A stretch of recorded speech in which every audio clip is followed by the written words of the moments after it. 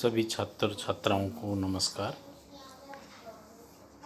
विषय इतिहास, अध्याय 1, ईंटें, मनके तथा अस्थियाँ। हड़प्पा सभ्यता। संस्कृति शब्द का अर्थ। पुरातत्वविदों का मानना है कि जो पुरावस्तुएं हैं उनका एक समूह जो एक विशिष्ट शैली के होते हैं तथा सामान्यतः एक विशिष्ट प्रकार के भौगोलिक क्षेत्र में एक विशिष्ट काल में एक साथ पाए जाते हैं, उनके लिए संस्कृति शब्द का प्रयोग किया जाता है। हड़प्पा सभ्यता का नामकरण। हड़प्पा नामक संस्कृति का नाम इसलिए रखा गया था क्योंकि सिंधु घाटी सभ्यता के अंदर जो पहली खोज हुई थी वह हड़प्पा नामक स्थान पर हुई थी, इसीलिए इसे हड़प्पा सभ्यता के नाम से भी जाना जाता है। 2600 से लेकर 1900 ईसा पूर्व के बीच में इस सभ्यता के कालक्रम को माना गया है। हालांकि कुछ जगह पे कुछ विद्वान इसका अलग अलग कालक्रम मानते हैं, लेकिन अंततः सभी विद्वानों का मानना है कि 2600 से लेकर के 1900 ईसा पूर्व के मध्य इस संस्कृति का काल रहा होगा। ये इसको 3 कालों में बांटा गया है: आरंभिक हड़प्पा संस्कृति, विकसित हड़प्पा संस्कृति और परवर्ती हड़प्पा संस्कृति। इसका आपने इतिहास में देखा होगा, बार बार में कुछ एब्रीवेशंस यूज किए जाते हैं। AD, BC, BP. बीसी का मतलब होता है बिफोर क्राइस्ट यानी ईसा पूर्व। एडी का मतलब होता है एनो डोमिनी यानी ईसा मसीह के जन्म के बाद के वर्ष। बीपी यानी बिफोर प्रेजेंट, आज से पहले, आज से 3000 वर्ष पूर्व, आज से 3000 साल को हम इस तरीके से लिखते हैं 3000 बीपी। ठीक है। तो हड़प्पा सभ्यता को सिंधु घाटी सभ्यता क्यों कहा जाता है? हड़प्पा सभ्यता को सिंधु घाटी सभ्यता इसलिए कहा जाता है क्योंकि यह मूल रूप से सिंधु नदी घाटी के आसपास फैली हुई सभ्यता थी। इसके अधिकांश जो नगर हैं जो कि सिंधु घाटी और उसकी सहायक नदियों के इर्द गिर्द बसे हुए मिलते हैं। इसका इलाका काफ़ी उपजाऊ है। जैसा कि हम जानते हैं जितनी भी सभ्यताएं अब तक हुई हैं वे सभी नदी घाटी सभ्यताएं रही हैं। इसका हम आगे मैप के द्वारा और भी स्पष्ट देख सकते हैं कि मैप के द्वारा सिंधु घाटी सभ्यता का ये मानचित्र है जो मूल रूप से आप देख रहे हैं भारत और पाकिस्तान की सीमा के आसपास जो सिंधु घाटी है यानी सिंधु नदी, उसकी सहायक नदियों द्वारा जो क्षेत्र एक बनाया गया है, दोआब जो बनाया गया है, उसके आसपास ये विभिन्न प्रकार के क्षेत्र देखने को मिल रहे हैं। आपको दिखाई दे रहा होगा सिंधु नदी, उसी के ऊपर जाते हुए सतलुज और वहीं से रावी, और ये नदी आप सबके पास में आपको नज़र आ रहा होगा कि यहाँ पे हड़प्पा संस्कृति, हड़प्पा नज़र आ रहा है, मोहनजोदड़ो नज़र आ रहा है, कोटजी नज़र आ रहा है, कालीबंगा नज़र आ रहा है ना, चन्हूदड़ोआ नज़र आ रहा है। इसी प्रकार ये सारी की सारी जितने भी हैं, राखी गढ़ी, कालीबंगान, ये सभी सभ्यताएं के जो प्रमुख नगर हैं वो इसके आसपास आपको नज़र में आ रहे हैं।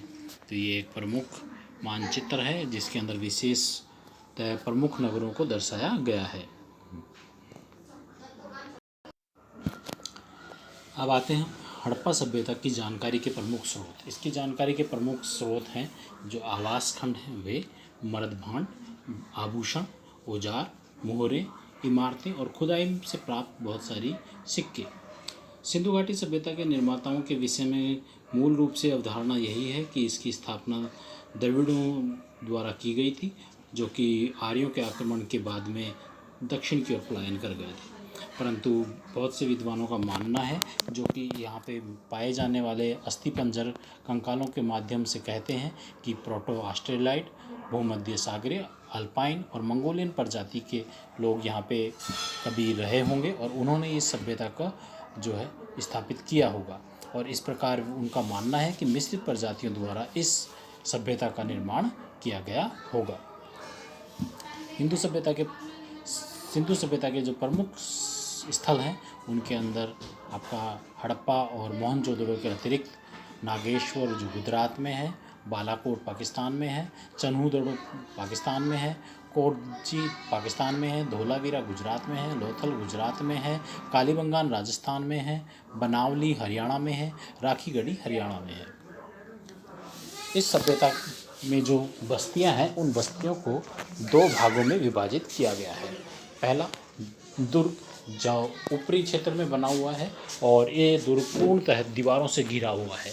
ये थोड़ा ऊंचाई पे बना हुआ क्षेत्र है। इसकी संरचना जो है कुछ विशिष्ट प्रकार से की गई है और यहाँ पे जो राजा इत्यादि हुआ करते थे, जो विशिष्ट लोग हुआ करते थे, वो आपस में सार्वजनिक सभाएं करने के लिए इसका उपयोग किया करते होंगे।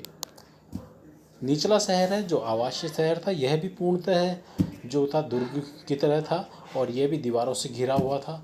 और यहाँ पे जो भवन थे वो कुछ ऊंचे चबूतरे पे बने हुए थे, कुछ नीचे बने हुए थे। और इन सभी मकानों की नींव रखी गई थी ताकि इन्हें मजबूती प्रदान की जा सके। हड़प्पा सभ्यता की सड़कों और गलियों की प्रमुख विशेषताएं।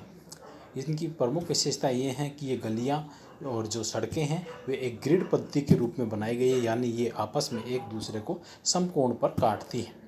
जल निकासी बहुत ही अच्छी थी कि गंदे पानी को जो नालियाँ थी उनको जब घर से निकलने से पहले एक होद होती थी जिसके अंदर जितना भी मलबा इत्यादि जो ठोस होता था वो वहीं रुक जाता था और पानी जो था वो बह करके सड़क किनारे, घर के किनारे बने हुई नालियों में चले जाता था और उस नाली के बाद में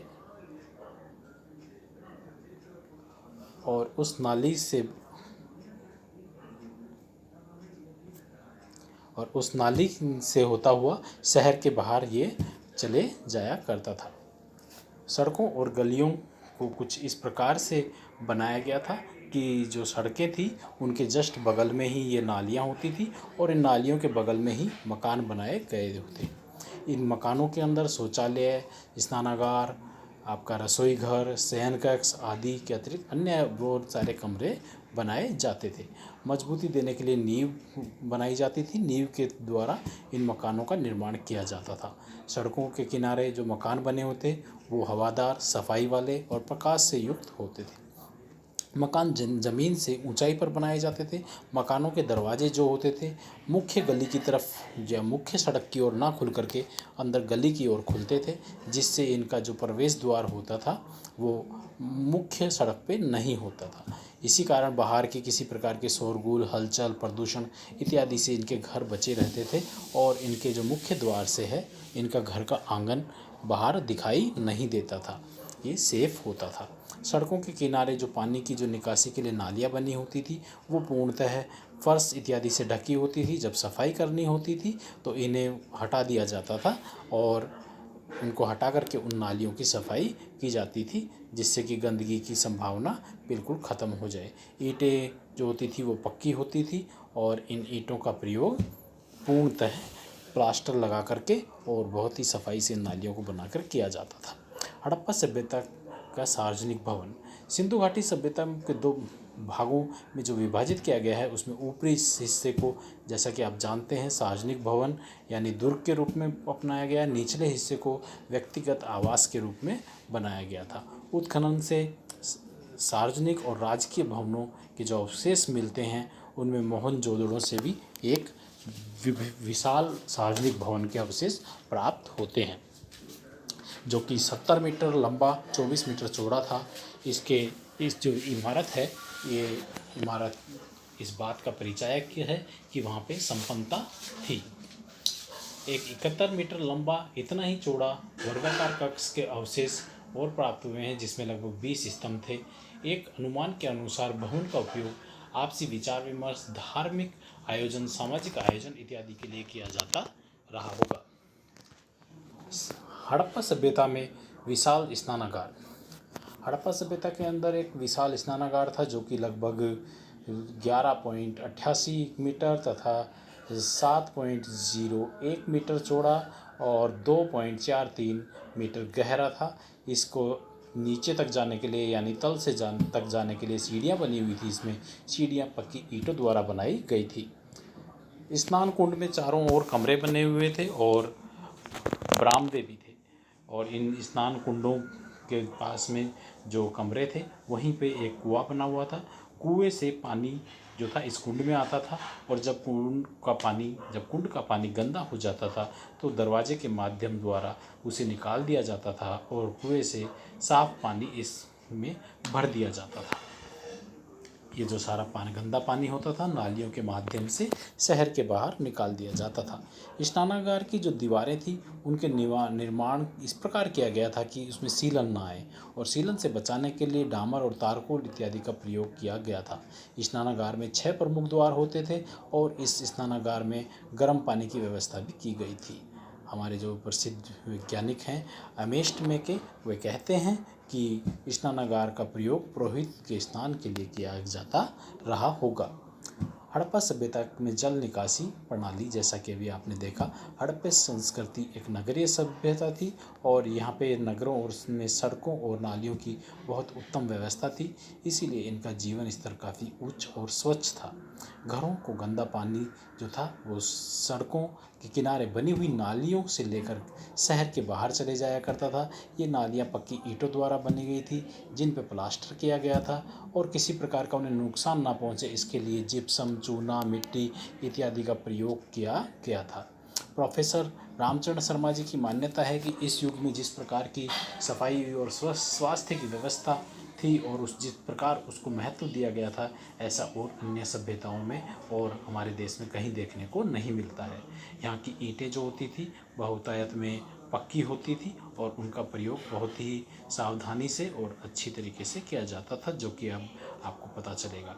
इसमें प्रथम प्रकार की जो ईंटें होती थी वो आयताकार होती थी, जो 4:2:1 में बटी होती थी, यानी 4 उसकी लंबाई है, 2 चौड़ाई है और 1 उसकी ऊंचाई है।